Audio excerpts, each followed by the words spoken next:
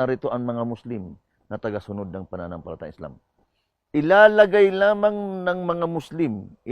ng mga Muslim si Jesus at si Virgin Mary sa talagang dapat nilang kalagyan. So, sino si Jesus sa Islam? Mga mahal na tagapakinig, kung ating babasahin ang banal na Quran, napakaliwanag. Nung si Angel Jibril ay nag-anyong tao at nagpakita kay Virgin Mary.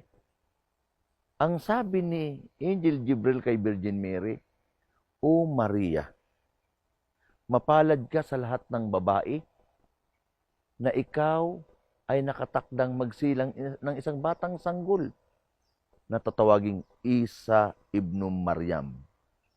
Sa Tagalog, Isa, anak ni Maryam. Sabi ni Virgin Mary kay Angel Jibril, papaano ako magsisilang ng batang sanggol na wala pang lalaking nakahawak sa akin? Ang sabi ni Angel Jibril, anuman ang naisin ng Allah, magsasabi lang siya ng maging at mangyayari na. Detalyado po sa banal na Quran. Paano si Jesus isinilang?